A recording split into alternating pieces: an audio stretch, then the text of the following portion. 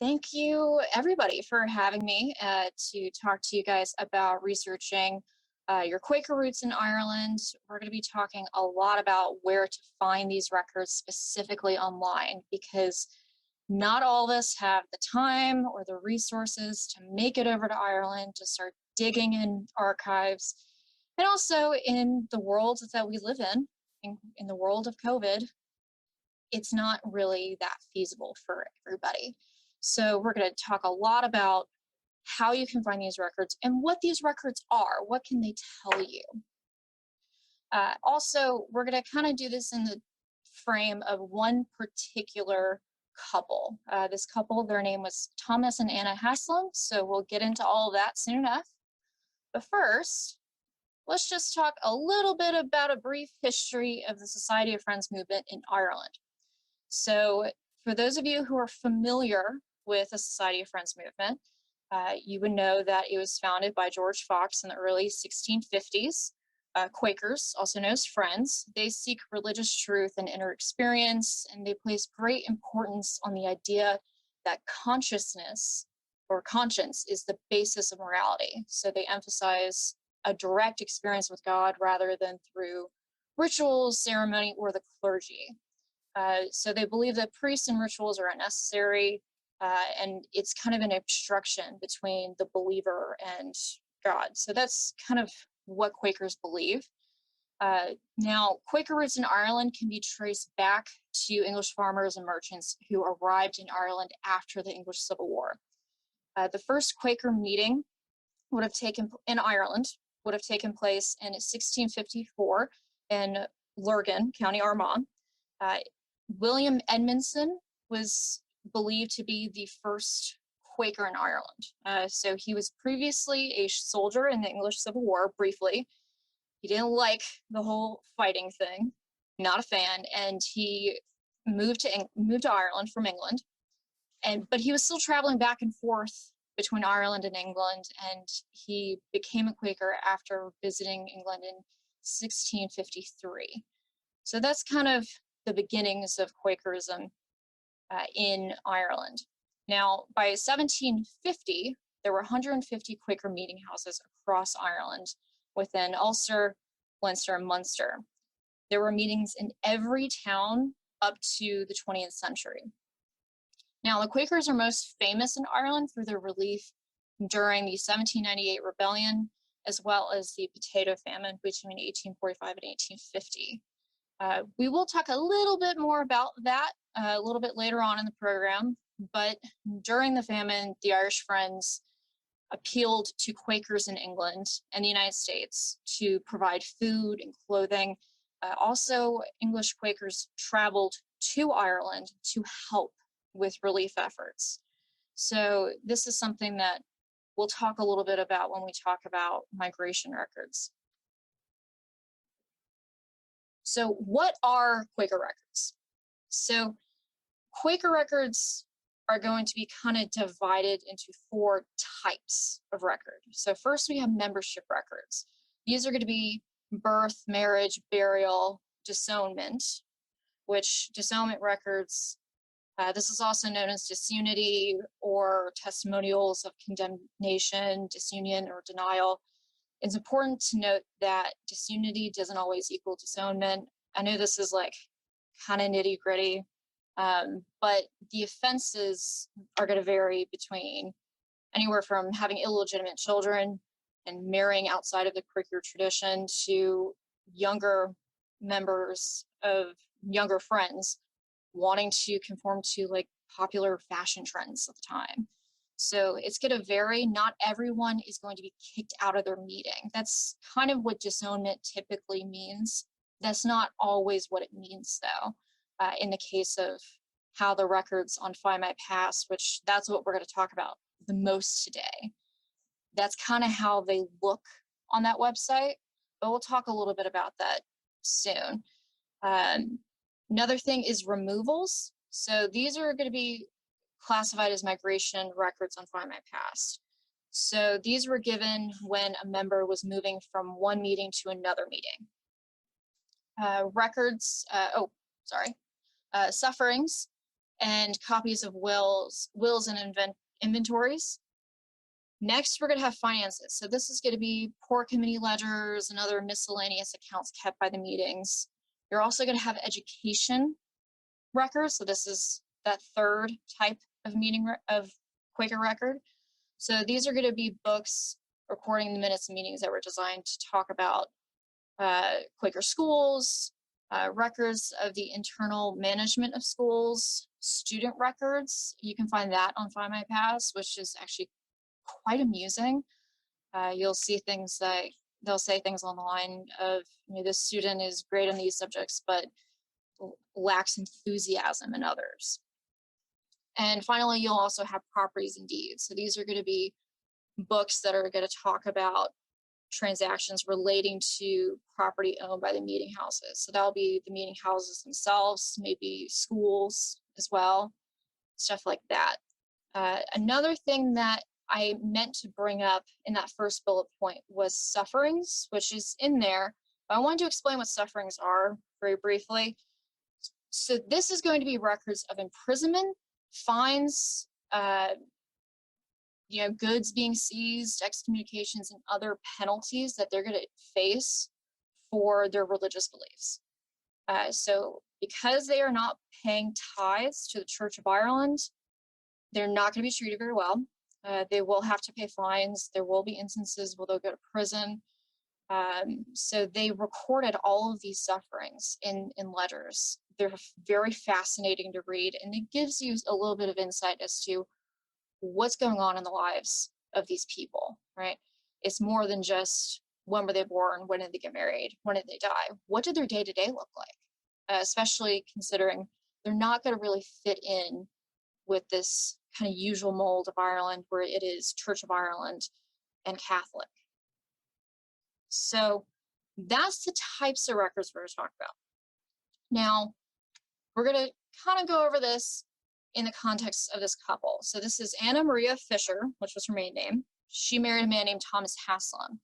So several years ago, when I was studying the Irish suffrage movement in the early 20th century, I came across this couple, Anna and Thomas. They were considered the founders of the suffrage movement in Ireland. They were part of many social movements. And for those of you who are familiar with, Quakers and their roles kind of in social movements of the world, you would know that a lot of them are very interested in things like suffrage. So it was not that unusual, but I became interested in them because not much was known about their lives prior to the 1870s, when they're getting really involved in social movements. So really, all I really knew about them was the fact that they were Quakers. I knew that where they were kind of generally from. I knew that Anna was from County Cork. I had an idea of when they were born. For example, Anna would have been born around 1825 to 1830. But I did know that Anna died in 1922 and Thomas died in 1917. And the reason why I could always remember those years is because Thomas died a year before Ireland got suffrage, and Anna died after suffrage, and she actually died 2 years after we got suffrage in the United States. So that's kind of the basis of what I knew.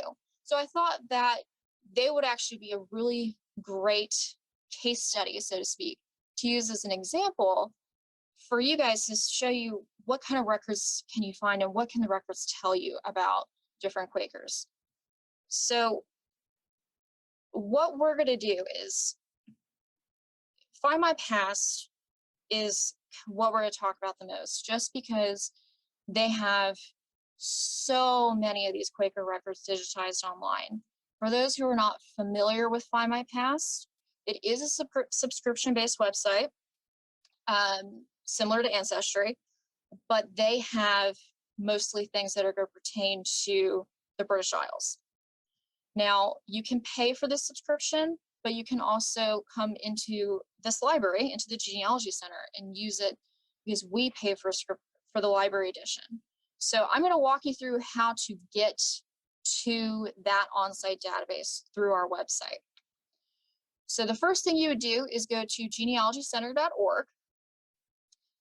And how to get to our on-site databases from here, you would either click this big green button that says Our Resources, or you click this thing at the top of the page that says Explore Genealogy. A drop-down menu will come down and you'll see Our Resources listed there as well. So you can click it either way and it'll bring you to this page. Free databases, you guys can access that at home anytime. You don't need a library card. You don't need a library card to access any of our stuff. But the on-site databases, this is the list of things that you can only access inside the library. So you click on-site databases, and this list is alphabetical, so you can find FindMyPast on this list. So when you click on this link, this is the library edition of FindMyPast. The paid homepage, so if you were to pay for a subscription, it looks a little bit different, but the way to find Quaker records for Ireland is quite similar. I'm going to walk you through how to find just the Quaker record sets for Ireland through the library edition, because it's not the most intuitive. It's very intuitive with the paid subscription, less so with the library edition. So we're just going to kind of walk through that. So the first thing that I would do is I would leave these fields blank. This is kind of how I do it, and just click search. And from this page, you would go up to the top right-hand corner and click All Records. And from here, you'll have an option of searching for records. So I just type Quaker and filter it by location, Ireland, and you're going to have 10 record sets. From here, you can click on each of these record sets and search just within each set. We're not going to go through all of these today, but I wanted to show you 5 big ones to search through. So first, we're going to look through, we're going to go through births, and we're going to go through deaths. After that, we're going to talk a little bit about the congregational records. Now, this is where things might get a little bit confusing. The congregational record set will include birth records, death records, marriages, and migrations, all things that are found on this list. But look at the number of records here compared to these two sets. It's a big difference. So those records, you're going to have to search. Basically what I'm getting at is you're going to have to search through all of them. Just because this has the bigger number doesn't mean you shouldn't search through these. And just because it says births and deaths doesn't mean you shouldn't search through the congregational records. I know it sounds a little convoluted. It's just kind of how it was set up. So that's kind of the gist of the congregational records versus births and deaths and marriages and so forth. So after we talk a little bit about the congregational records, we're going to talk about migration records.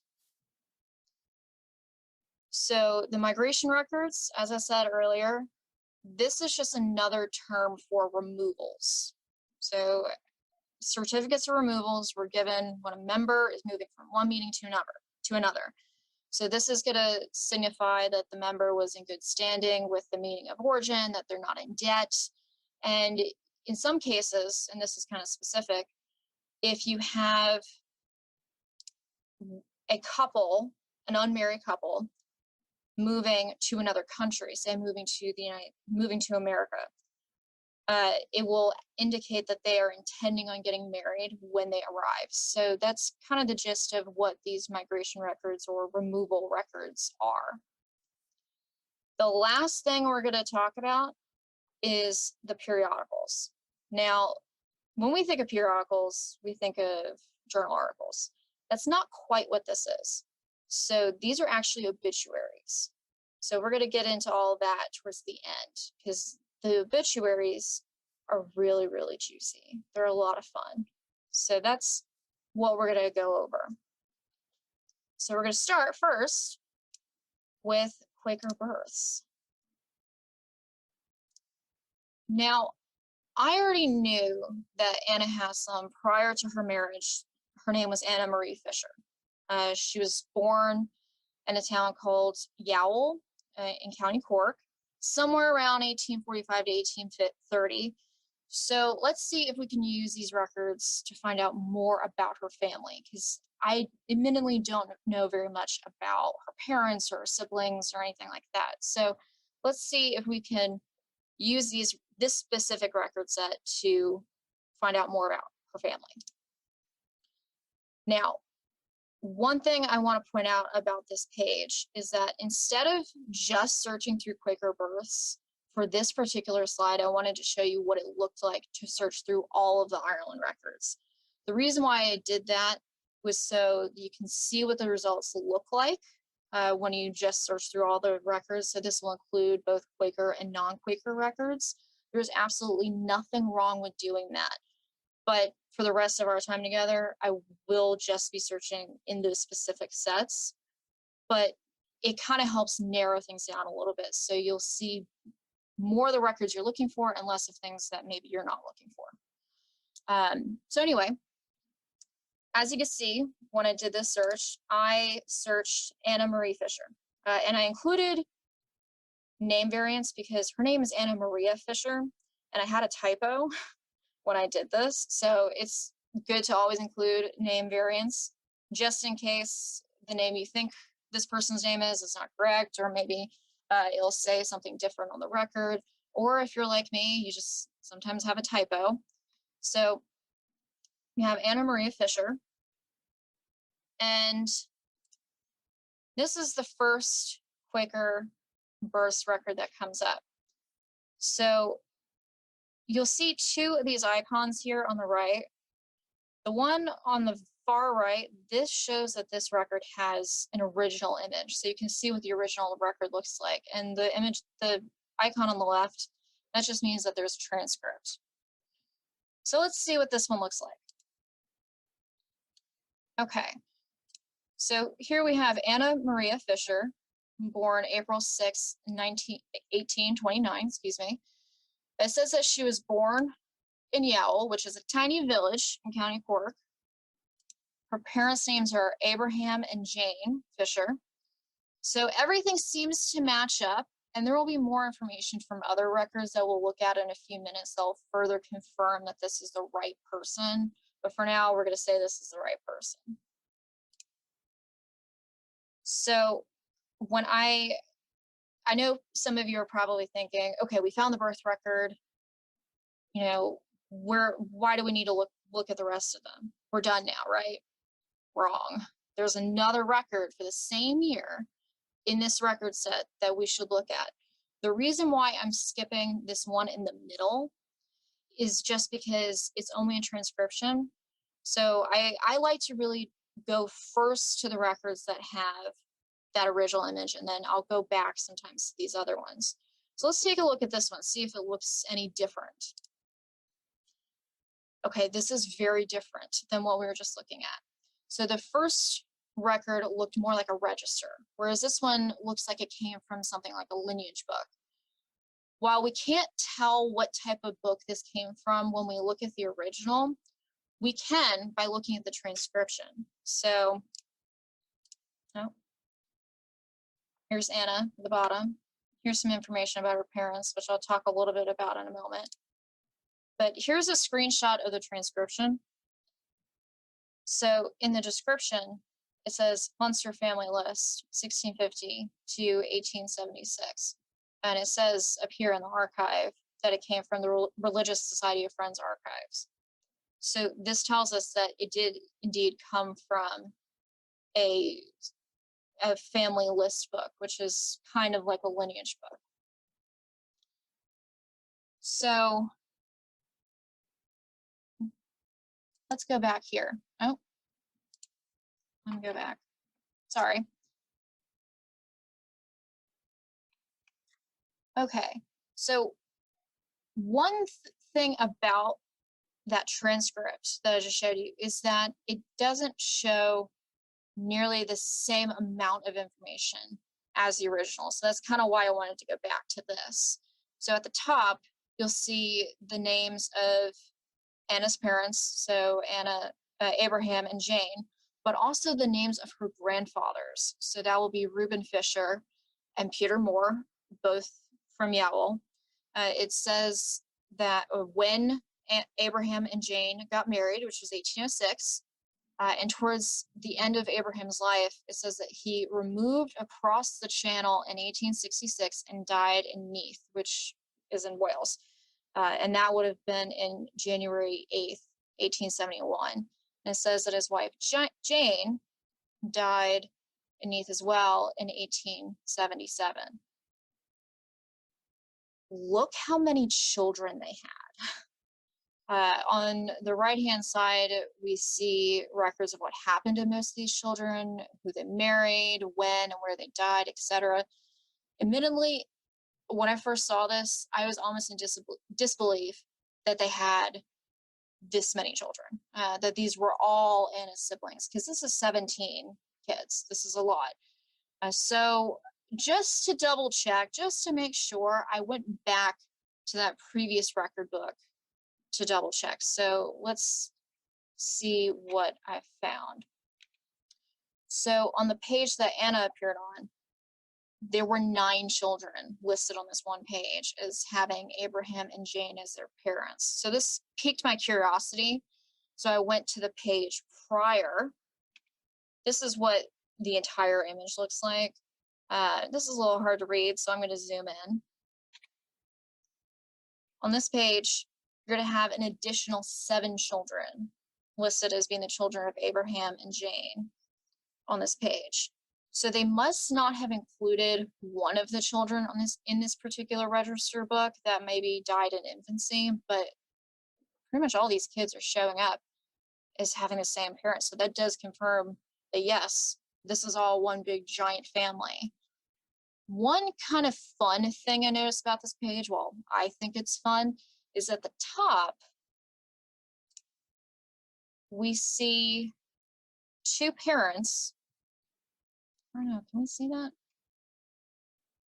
Oh, yeah, we do see that. It's hard for me to tell.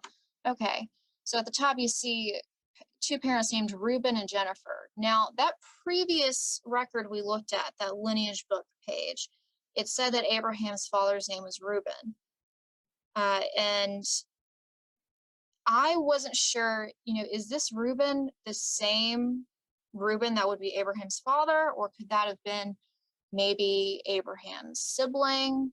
So I went to the page before that one, and I found an entry for Abraham Fisher, parents Reuben and Jennifer, and it says that he was born in 1783. I'm sorry.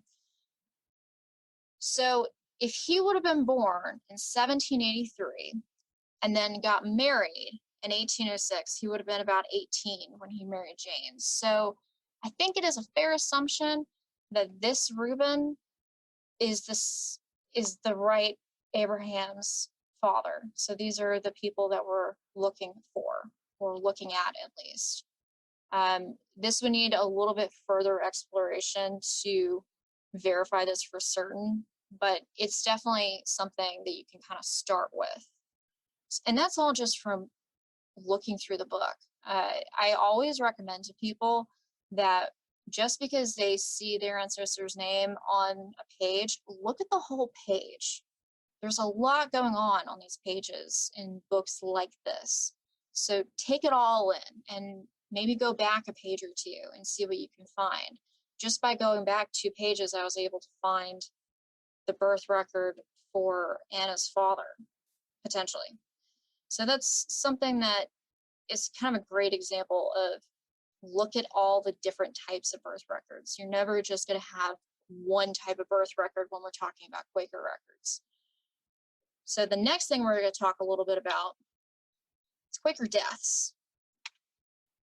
So when you do search through a specific record set from that list, this is what it will look like. You can just put in the name, you can put in a burial year. Now, I searched Anna's name under a couple different ways, and I kept coming up with 0 results until I searched her first name, her middle name, and her married name. So this is the one result. So we're going to take a look at that. Here we go. This is what the entire page looks like.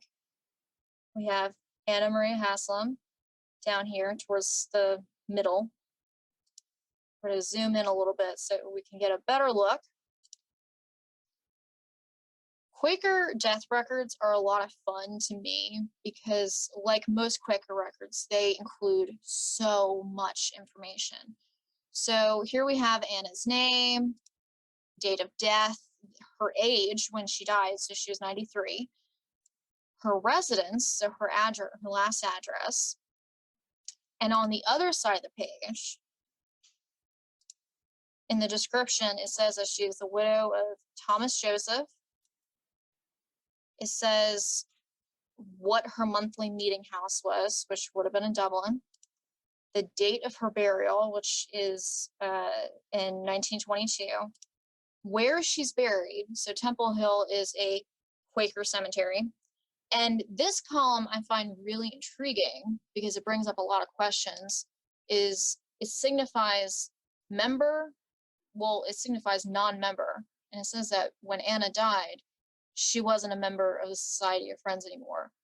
So what happened? When I went to Thomas's record, did a similar thing. So here we have Thomas Joseph Haslam, died 1917, he was 91. Says that he was living on Rathbar Road in Dublin. His description says he's the son of John and Mary. His meeting house was Dublin. It's 1917 when he's buried, also buried in Temple Hill. And again, he's a non-member.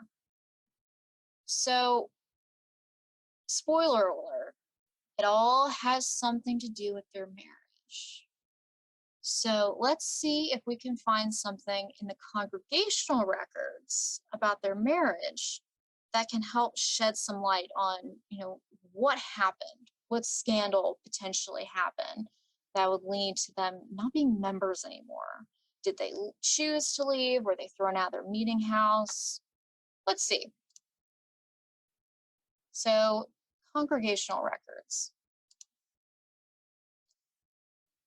One thing I want to point out about the congregational records is that you can either search the entire record set or you can filter by register type. So if you want to search for a specific register type, you would first click Browse Register Type, and a pop-up window will come up with a list of register types. To get the entire list, I had to screenshot it twice, but this is it. I wasn't entirely sure what I was looking for, so I didn't search using a specific register type. When you're using FindMyPast, it's usually better to do a wide search with less information in the search fields than clog it up with a lot of information, even if it's right, even if you know it's correct. It's sometimes better to just do a much wider search and then try to narrow it down from there. So I did not actually use these, but it's worth pointing out that, as I mentioned earlier, you'll have births, burials, and marriages multiple times in here, but then you have that other set. So like I said, you should definitely search through both congregational and the birth and death record sets. So I did a search for Anna Maria Fisher. I had another typo. I apologize. Am I coming up? No. So I guess it's a good thing that I did check off this include name variants. So I wanted to look for records that had both the transcription and the original. Now, one thing I want to point out is, so I personally have a subscription to FindMyPast. So I wanted to show you, if you do have a subscription to FindMyPast, now I'm not advertising that you guys all run out and get FindMyPast, but this is one feature I wanted to show you, is that when you're logged into an account, when you open a record, it'll mark it off with a little check mark. So it'll actually tell you that you've already looked at this. Not something that is super important, but it's kind of a nice feature. So this is the first record we're going to look at. So this is congregation year 1854. The register type is minutes, and it's the Cork meeting. So let's see what this looks like. This is the entire page. This is very hard to read like this, so we're going to look at a zoomed in version of the and the entry we're looking at will be for April of 1854. So what this kind of loosely says, it says that we have been informed of one of the overseers that Anna Maria Fisher of Yowell preparation meeting has been married in a manner contrary to our rules. He is a person not in religious profession with us. The call obtained the cure of the overseer of this meeting. She has also been visited by 2 overseers of County Tipperary monthly meeting, to whom she acknowledges that the marriage had taken place. The subject has been communicated to the men's meeting. They have made an appointment to write to County Tipperary monthly meeting, requesting them to have Anna Fisher visited. So this basically means that Anna and Thomas got married in 1854. This is saying that Thomas is not a member, which is confusing to me because everything I knew about Thomas Haslam was that he was a Quaker. He was raised as a Quaker. It is possible that he was just not an active member at that time. He might have just left his meeting house for one reason or another. Things that will happen probably about 20 years after this. Thomas does get in a little bit of trouble for sharing his views on things like celibacy and things like that, and writing papers in favor of women's rights in a way that I think made men in his time period a little bit uncomfortable, even Quakers, who are historically very progressive people. But that hasn't happened yet. So I'm a little confused by this. So I started looking a little bit more. So I looked at another record for the Cork meeting, same year. This is for the men's meeting. So the record we were just looking at was for the women's meeting. The difference between the two, why they're having separate meetings, is that the women's meeting, they're going to handle things like marriages, education, things involving charities for the poor, stuff like that. The men, they're going to handle removals. They're going to handle things like disownments, stuff like that. So they're kind of like an executive power, so to speak. So this is from the men's meeting, from the same month, actually. This one's actually a little bit easier to read. So in the bottom left-hand side, Anna Maria Fisher, married contrary to our rules. It virtually says the same thing as the record we just talked about, where this says the women's meeting by deputation informed that Anna Maria Fisher has been married in a manner contrary to our rules to a person not a member of our religious society. It says that Thomas Harvey and William Wright are appointed to write to the County Tipperary monthly meeting in the compass of which she appears to be residing, requesting them to have her visited on our behalf and inform us of the result. How is this against the rules? Okay, so what did they do that was against the rules specifically? Why was Thomas not a member anymore? So the next records I'm going to show you came from the Tipperary meeting minutes, which is where Anna was living at the time. All of this is coming again from that same list of search results from the Congregational records. So this meeting entry is from June 1st, 1854, and it basically states that Anna was visited by 2 friends and that she acknowledged having been married by a public marriage register to a person not in membership with our society. So she did not get married within the Quaker faith. She did not get married in a Quaker meeting house. She basically went to the public register. That was not something that Quakers did. So this is kind of a serious offense in this time period for Quakers. It is enough to get you basically thrown out of your meeting house. So that's why they're going to have people visiting. So they took disownment very seriously. They're going to continuously talk to you, try to work it out with these people. A lot of people will just write a thing acknowledging that what they did was wrong, and they're accepted back into the meeting. Sometimes it didn't always play out like that. So this next record is from June 6th, well, June 29th, I should say. And it states that the Tipperary meeting received a letter from Cork asking that they give Anna's case further attention and to continue to send people to visit her. Again, the fact that they keep sending people to talk to her, this indicates the severity of the offense and the fact that they were taking it very seriously. After reading this, I began to wonder if all this drama ended with Anna being thrown out of her meeting or disowned. So I decided to look specifically for a disownment record. To do that, I went back to the search results page and I filtered them by the year in question, which is 1854. I didn't filter by registered type, which, as I said a little bit earlier, that is something you can do. The reason why I didn't do that in this specific case was because I didn't want to exclude her disownment possibly being mentioned in meeting minutes.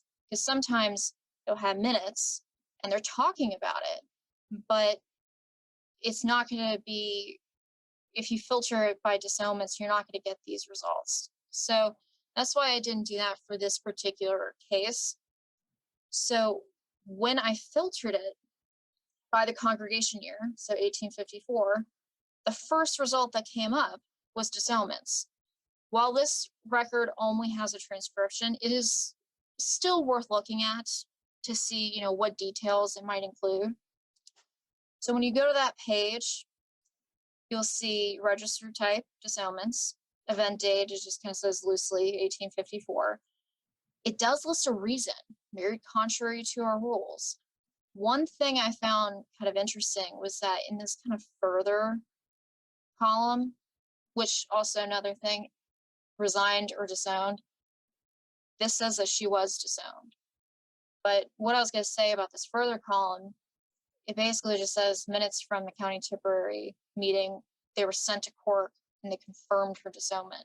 So this is actually something you can use to try to find more records. You can go look for the minutes from the County Tipperary that were sent to Cork, because that would be included in the Cork minutes.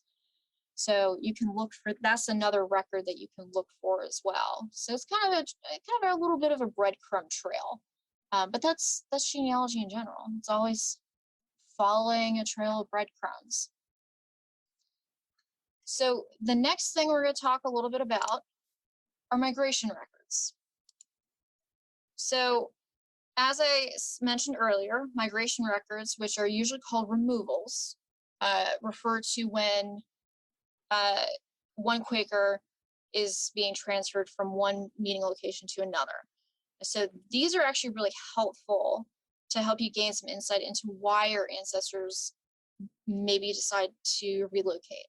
So they would request a certificate from their current meeting, present it to their new meeting house as kind of a way of introduction and recommendation. So this is what that page looks like.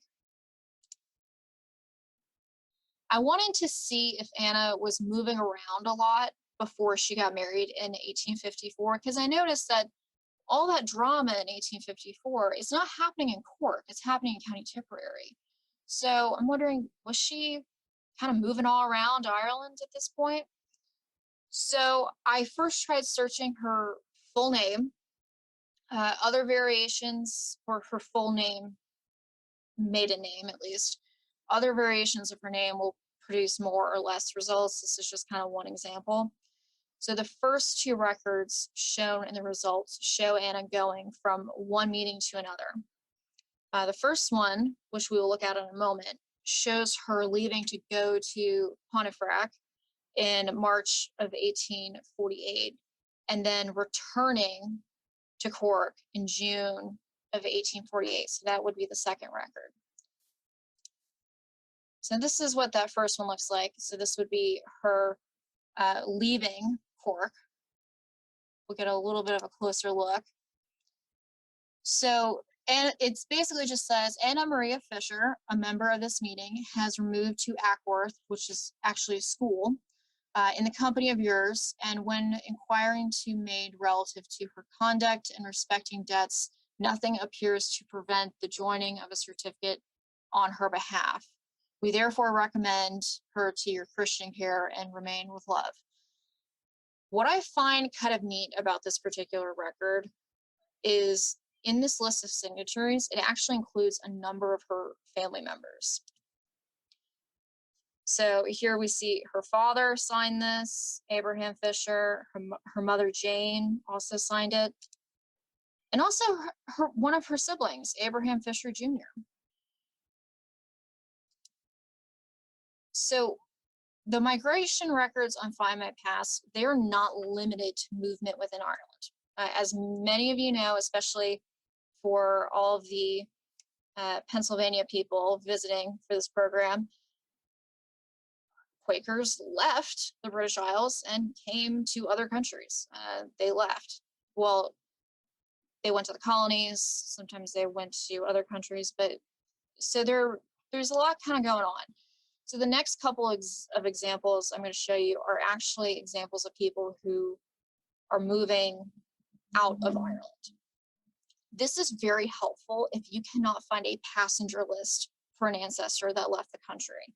So looking through Quaker migration records is a fantastic way to fill in some gaps in your ancestor's timeline. So the first example we're going to look at is actually for one of Anna's siblings, Abraham Fisher Jr.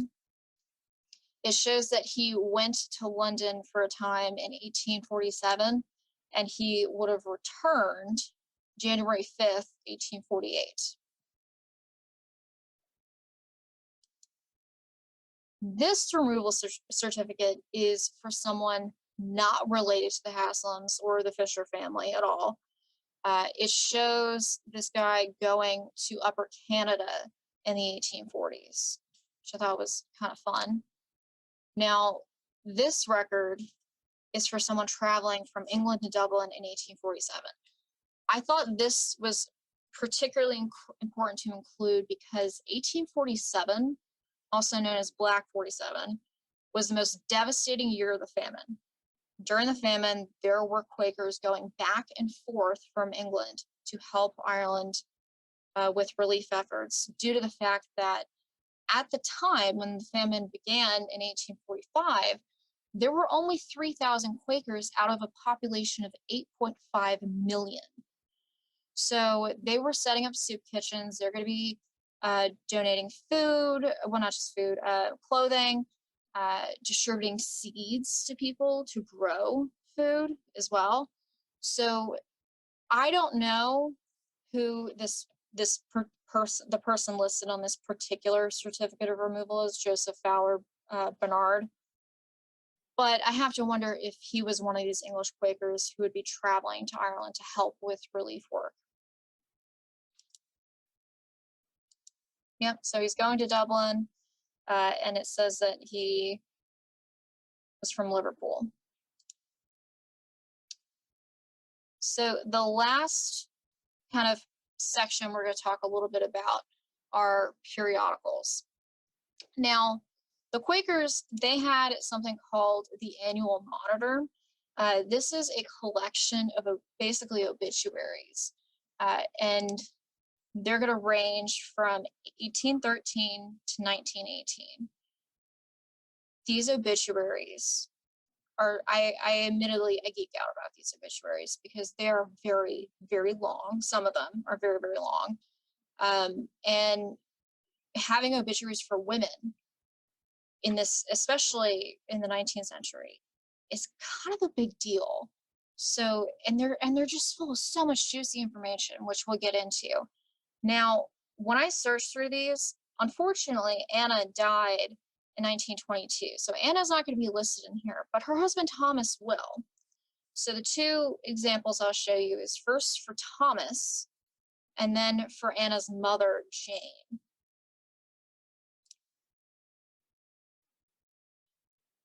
So one thing you can do before we get into those with the periodicals is that you can actually filter it by year, what year of the annual monitor you're looking for.